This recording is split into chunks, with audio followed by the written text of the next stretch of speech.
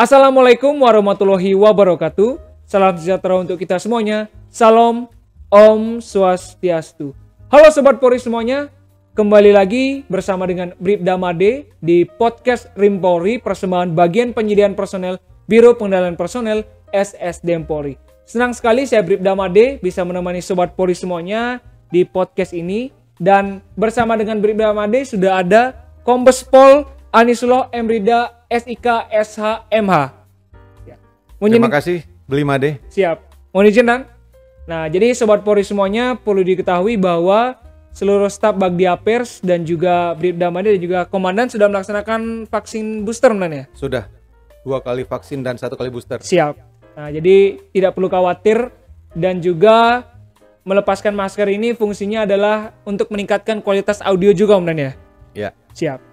Nah, jadi Komandan, Sobat Polri sekalian yang mengikuti kegiatan penerimaan anggota Polri tahun anggaran 2022 sangat menanti-nantikan salah satu item seleksi ini, yaitu uji akademik Komandan. Karena uji akademik ini memiliki porsi yang cukup besar Komandan. Siap. Jadi langsung saja Komandan, bagaimana prinsip betah dalam pelaksanaan uji akademik ini Komandan? Mungkin bisa dijelaskan. Jadi prinsip betah bersih, transparan, akuntabel, dan humanis Komandan izin. Terima kasih Beli Made. Siap.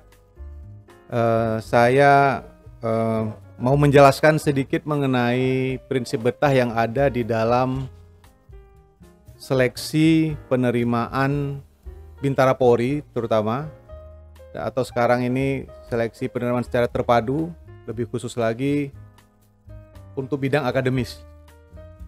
Kita mengenal prinsip betah yaitu bersih, transparan, akuntabel, dan humanis. Jadi setiap namanya prinsip itu memiliki kaidah-kaidah di dalamnya. Kenapa disebut bersih? Kenapa disebut transparan? Kenapa disebut akuntabel dan disebut humanis? Nah, dari semua rangkaian itu intinya adalah Polri berusaha untuk menampilkan rekrutmen yang terbuka, akuntabel, diterima oleh semua orang dan bisa teruji. Artinya teruji itu orang bisa mengukur apakah yang disebutkan oleh Polri itu benar-benar atau hanya slogan saja. Tetapi sepanjang yang kita jalankan selama ini, yang kita laksanakan selama ini, bertahun-tahun kita laksanakan, prinsip betah ini memang sudah menjadi bagian yang tidak bisa terpisahkan dan juga menjadi suatu role model dalam rekrutmen. Buktinya beberapa institusi atau lembaga negara lain mengambil prinsip betah sebagai prinsip untuk rekrutmennya.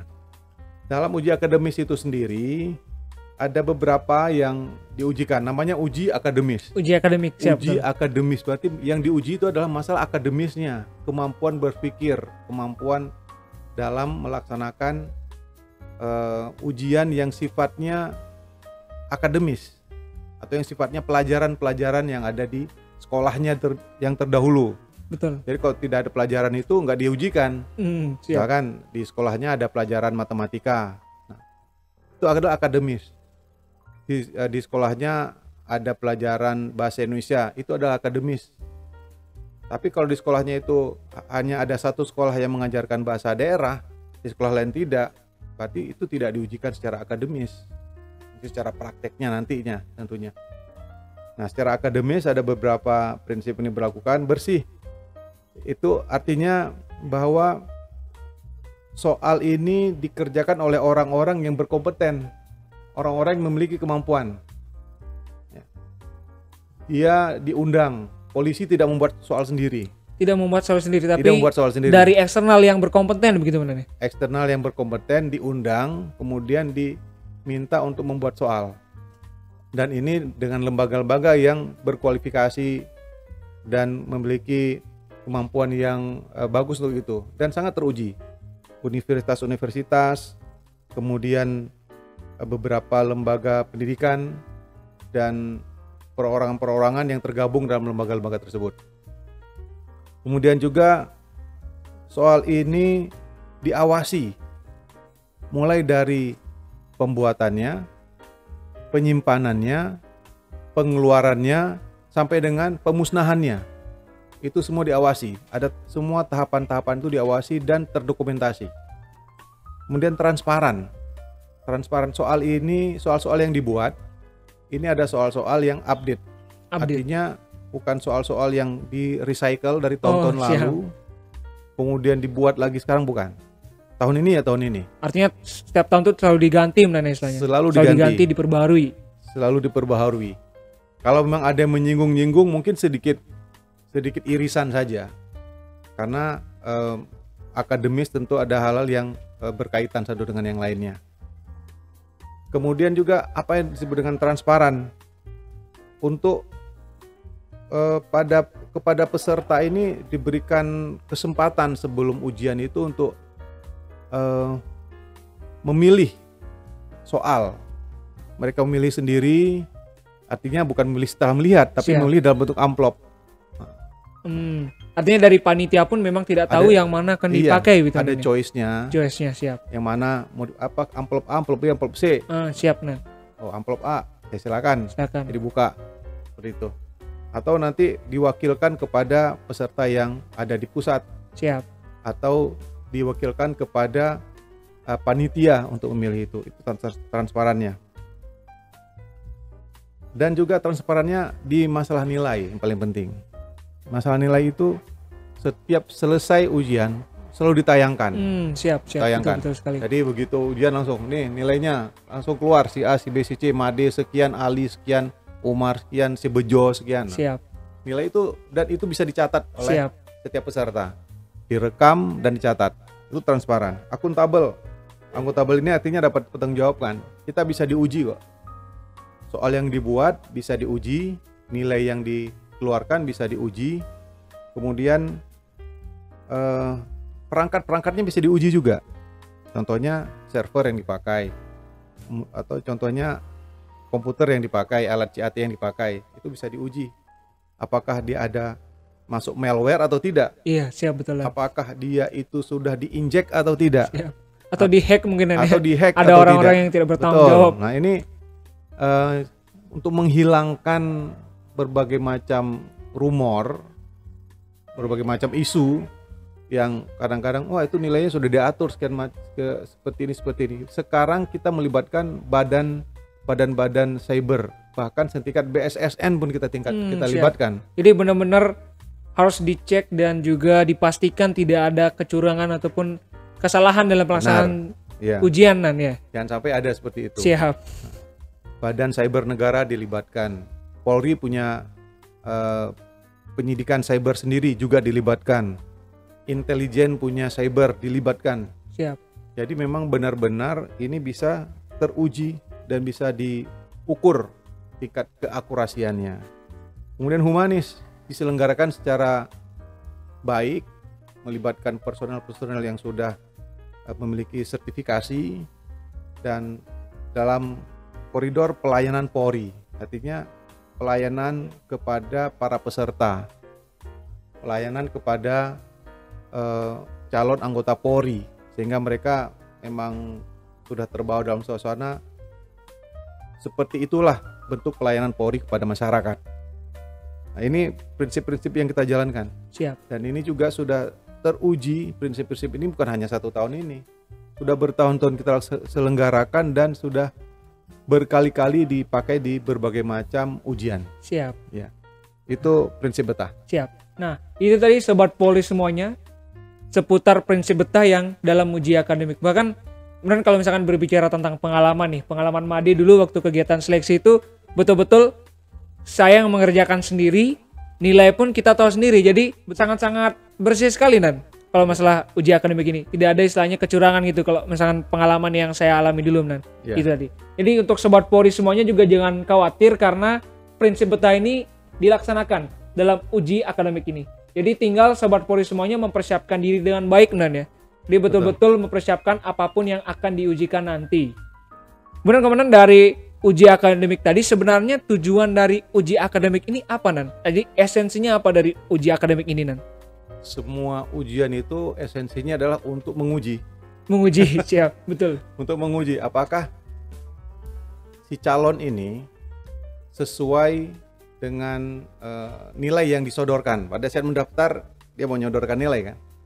Nah kira-kira sesuai tidak nilai yang disodorkan dengan kemampuan yang ada pada saat itu real time-nya.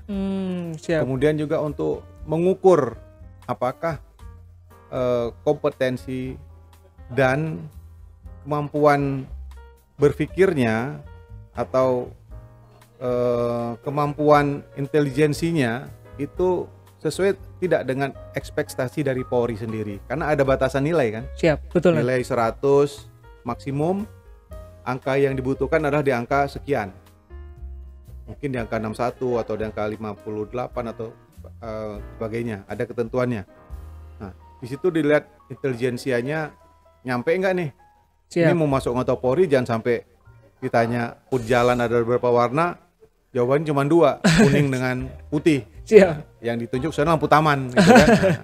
Nah, ini Betul sekali, benar. inilah yang untuk menguji dan untuk memberikan nilai tersendiri kepada si calon peserta ini untuk masuk ke Polri. Jadi bukan ujuk-ujuk karena badan tegap, terus larinya kenceng, ataupun dia memiliki kemampuan karate, Siap, Nan. terus tiba-tiba masuk Polri tanpa ada ujian akademis, Siap. tanpa mengetahui bahwa dia ini ternyata matematikanya bagus, bahasa Inggrisnya lancar, bahasa Indonesianya bagus, komunikasinya bagus dan sebagainya. Itu salah satu tools, salah satu alat untuk menguji. Siap. Apakah dia pantas atau tidak jadi anggota Polri. Betul. Dari intelijensianya. Jadi betul-betul Polri mencari bibit yang unggul kan ya istilahnya. Betul. Jadi selain fisiknya bagus, mentalnya bagus, dari segi otaknya juga bagus kan ya. Otaknya juga Siap. bagus. Nah, kemudian dari uji akademik ini, gambaran umum dari pelaksanaan uji akademik seperti apa? Mungkin di Akpol itu ada tesnya apa saja, dari Bintara itu dari tesnya apa saja, Nan? Mungkin bisa dijelaskan. Secara detail itu ada di website penerimaan Polri ya, semuanya Siap. ada di sana. Apa-apa saja item-item penjelasannya, tetapi secara gambaran, secara umum saya gambarkan bahwa akademis tahun 2022 ini lebih kurang sama dengan 2021 dan diselenggarakan secara komputer assist test, artinya menggunakan jaringan komputer CAT. Dan ini juga bagian dari teknologi yang tentunya sudah dikenal banyak di masyarakat. SMA sekarang semuanya CAT. CAT, betul. CAT, ujian nasional Ujian CAT. nasional, siap. Jadi tidak ada masalah sebenarnya. Hanya tinggal mempelajari ujian apa saja sih yang diselenggarakan Siap. di masing-masing kualifikasi. Misalkan di tingkat Panda untuk Akpol, itu ujiannya adalah pengetahuan umum, wawasan kebangsaan, matematika dan bahasa Indonesia. Itu dipelajari, sehingga tidak usah kita mempelajari bahasa daerah, tidak perlu kita mempelajari mungkin mengenai biologi dan sebagainya, karena semua jadwal, semua kualifikasi tes sudah disampaikan di pengumuman-pengumuman yang ada. Untuk tingkat pusat di Akpol berbeda dengan yang di daerah. Ada tes potensi akademik dan bahasa Inggris. Ini untuk lebih menajamkan lagi, terutama untuk Akpol. Dan tentunya kalau di Bintara Polri ada yang sama, ada yang tidak diselenggarakan. Untuk Bintara Polri di tingkat wilayah atau secara umum, karena dia hanya ada satu kali ujian akademik, tes akademik untuk pengetahuan umum, wawasan kebangsaan, bahasa Inggris dan matematika untuk jurusan IPA dan IPS. Ada juga tes kompetensi pengetahuan sesuai dengan kompetensinya. Khusus ini nanti yang Bakomsus ya? terutama yang Bakomsus. Siap. Ini untuk Bakomsus. Kalau dia kemampuannya, dia menyebutkan diri kemampuannya adalah kemampuan olahraga. Siap. Pengetahuan olahraganya ditanyakan. Ya, betul. Pengetahuan olahraga dengan praktek olahraga itu berbeda. Pengetahuan olahraga itu adalah kemampuan dia menganalisa, kemudian menuangkan dalam tulisan atau dengan jawaban tentang apa yang dia ketahui dari keolahragaan. Nah, seperti itu. Pengetahuan komputer dengan praktek komputer berbeda. Pengetahuan komputer itu misalkan dia mengetahui ini kontrol A untuk apa. Itu siap. namanya pengetahuan komputer. Kontrol C untuk apa. Kalau tekan Alt C dan seterusnya akan jadi apa. Itu namanya pengetahuan komputer. Beda nanti dengan praktek komputer. Nah, itu ada masing-masing bidangnya masing-masing, ada pengujinya masing-masing nanti. Pada Bakomsus, pada Bintara PTU ada klasifikasinya. Jadi memang semua ini diatur, dirunut, dibuat dan diujikan secara tertib, kemudian bisa diteliti atau bisa dilihat pada tahun-tahun sebelumnya seperti apa pelaksanaannya. Di YouTube juga banyak saya kira ya. Di YouTube, kemudian di berbagai media sosial yang diselenggarakan oleh polisi dan polisi-polisi daerah juga banyak gitu. Jadi semua memang sudah kita selenggarakan sebaik mungkin. Sistem CAT ini untuk menghindari terjadinya kecurangan-kecurangan. Contohnya nyontek. Udah nggak bisa nyontek lagi nih. Nyontek lagi. Soalnya sama tapi nomornya berbeda. Ya betul dan. Layarnya sama tapi soal yang keluar berbeda. Atau betul. soalnya sama tapi tempatnya jauh-jauhan. Ya. Itu guna CAT. Nah ini juga bagian dari transparansi. Siap. Jadi betul-betul hal-hal seperti itu diminimalisir kan ya. Betul-betul sudah tidak akan ada lagi. Kalau ada yang bisa kasih contekan ABCD di tangan itu, nah saya yakin dan percaya itu pasti orang-orang yang sudah nggak mampu berpikir lagi, sudah stres kali, nulis di tangan nomor 1A, nomor 2B itu. Nah, seperti dulu-dulu mungkin ujian di sekolah seperti itu, tapi sekarang tidak ada lagi. Siap. Nah, tadi kemudian sudah menjelaskan seputar gambaran umum materi yang akan diujikan. Kemudian dari pelaksanaan uji baik jasmani, psikologi maupun akademik, menurut komandan kenapa akademik ini memiliki porsi yang besar Nan? Banyak yang berpikir bahwa Polri kebanyakan kerjanya di lapangan Nan. Itu menurut komandan seperti apa Nan?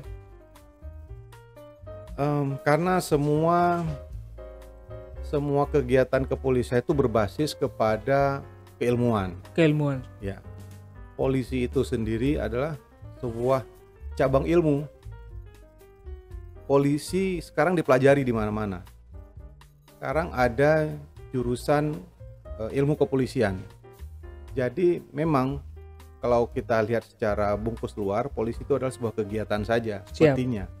Tapi sebenarnya ada sebuah keilmuan. Jadi orang-orang yang duduk di dalam polisi itu harus orang-orang yang memang paham ilmu, memiliki cendekia yang bagus, dan juga memiliki kemampuan di dalam menjalankan tugas-tugas dengan ilmu-ilmu kepolisiannya itu. Jadi tidak bisa sembarangan, tidak bisa kita ambil orang, oh kamu masuk polisi ini baju, ini tongkat, ini celana, ini sepatu, kamu jadi polisi, nggak bisa seperti itu.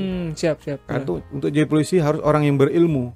Karena orang yang menjalankan tugas tanpa ilmu itu sama saja dengan mencederai profesi itu. Siap. Mencederai tugas dan tanggung jawabnya, bahkan bisa-bisa merusak organisasi itu. Jadi yang dibutuhkan itu di samping memang secara fisik bagus, otaknya juga harus bagus. Siap, betul. Jadi jangan sampai jadi polisi itu kelihatan dibodoh-bodohi gitu. Siap, Nan. Gampang dibodoh-bodohi, apalagi membodoh-bodohi masyarakat, tidak boleh. Siap. Ya. Makanya kenapa harus ada ujian akademis?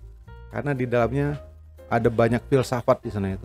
Polisi itu bukan hanya sebuah profesi, tapi sebuah ibadah ya. Kalau dalam bahasa agama itu bukan hanya sebuah profesi, tapi adalah sudah menjadi ibadah. Bukan hanya sebuah pekerjaan, tapi sudah menjadi profesi yang mengarah pada ibadah. Itulah butuh ilmu-ilmu di situ. Dan salah satunya cara menjaringnya adalah dengan akademik ini Nan. Siap. Iya. Jadi betul-betul Sobat Polri yang akan seleksi akan diuji dan juga dipilih bibit-bibit unggul. Pokoknya unggul daripada yang terunggul Nan ya. Ya. Siap. Jangan sampai hanya unggul di fisik saja. Siap. Tapi tidak unggul di yang lainnya. Paling tidak rata-rata. Siap. Betul. Kalau misalkan dia bertemu dengan masyarakat, bisa berkomunikasi, bertemu dengan anak-anak kecil, bisa menyampaikan ilmunya. Siap. Bertemu dengan yang lebih tua, lebih senior, bisa menyerap ilmu seperti itu. Siap. Nah itu tadi Sobat Polri semuanya disampaikan bahwa Sobat Polri intinya adalah lakukan yang terbaik dalam pelaksanaan uji akademik ini, karena uji akademik merupakan porsi yang terbesar dalam uji yang lain, karena itu juga sangat menentukan daripada Sobat Polri dalam penerimaan anggota Polri tahun anggaran 2022. Kemudian yang terakhir, itu pesan-pesan yang ingin komandan sampaikan kepada Sobat Polri yang akan melaksanakan kegiatan uji akademik. Itu ada tips dan triknya tidak Om? Ya, yang pertama tentunya belajar ya. Siap. belajar. Tanpa belajar susah. Apa saja harus dipelajari, termasuk ujian akademis. Tadi sudah disampaikan wawasan kebangsaan, bahasa Inggris, ada sosial dan sebagainya itu dipelajari. Banyak buku-buku sekarang ya. Mungkin Made sebelum masuk polisi juga mempelajari lewat buku-buku. Ya, ada akademis sebagainya. Silakan pelajari di situ. Buka di YouTube juga sekarang banyak podcast seperti ini juga banyak sekarang. Ya. Terus banyak menawarkan calo bisa lulus asalkan ada uang sekian. Nah itu nggak usah dipercaya lagi, udah nggak zamannya lagi. Betul. Yang memberikan akan terkena perkara penyuapan, yang menerima juga akan terkena perkara penyuapan, disuap. Siap. Ada beberapa kejadian ketahuan mungkin setelah masuk jadi anggota Polri atau pada saat pendidikan. Nah ini juga si calon anggota Polri ini dikeluarkan dari pendidikan walaupun sudah dinyatakan lulus. Siap. Karena apa? Bermain calo. Ketahuan ada calonya. Jadi tidak usah lagi calo-caloan. Itu tidak lagi masanya sekarang. Belajarlah sekarang. Kemudian percaya diri sendiri. Tidak usah mencari-cari metode bagaimana mau menginsert atau Siap. Mengakali ke dalam komputer, mau CAT-nya diakali, nggak bisa. Siap. Karena komputer itu bukan komputer sekolah. Komputer itu sudah tersambung ke sistem pusat. Sistem pusat ini sudah dijaga, dipasang barier, dipasang berbagai macam piranti supaya nggak bisa tembus. Siap. Jadi kalau ada hacker ngaku bisa tembus, ya monggo silakan, mungkin hackernya mau jadi polisi, kita terima juga. Tapi jangan coba-coba kemudian masuk ke dalam sistem, begitu ketangkap ketahuan kena perkara pidana itu. Kemudian saat ini untuk semua jenis ujian dilaksanakan metode face matching ya. Face matching. Jadi begitu masuk ke ruang ujian, sebelum masuk itu sudah recognize. Di-recognize dulu wajahnya. Ini benar nggak ini si Made ini? Benar nggak nih Made? Benar nggak nih si Ali? Recognize, face recognizing. Jadi kok begitu, kalau sudah sekian puluh persen mukanya sama, baru bisa masuk. Kalau misalkan diragukan, akan dicek ulang. Apalagi kalau ternyata bukan orangnya, itu sudah ada niat untuk melaksanakan hal-hal yang tidak benar di situ. Nah itu bisa dikenakan pidana. Jadi hati-hati di situ. Peserta juga saya minta tips-tips, karena mungkin saya sudah pernah melaksanakan beberapa kali, Pak Made juga sudah pernah beberapa kali. Percaya diri, kemudian hadir tepat waktu dan persiapan yang matang. Hadir tepat waktu itu penting untuk menyiapkan mental kita pada saat ada di sana itu. Sebelum ke ujian malamnya banyak berdoa, minta ke orang tua, minta ke Tuhan Yang Maha Kuasa untuk diberikan kekuatan dan kesempatan untuk lulus. Dan tentunya juga tidak perlu mencari-cari joki, karena jokinya sendiri bingung sekarang mau jokinya seperti apa. Satu, sudah ada face recognition, tidak mungkin lagi joki bisa masuk. Yang kedua, sistem yang sudah dibangun, sistem yang sudah anti joki. Yang ketiga, joki itu hanya ada di pacuan kuda, bukan di ujian akademis.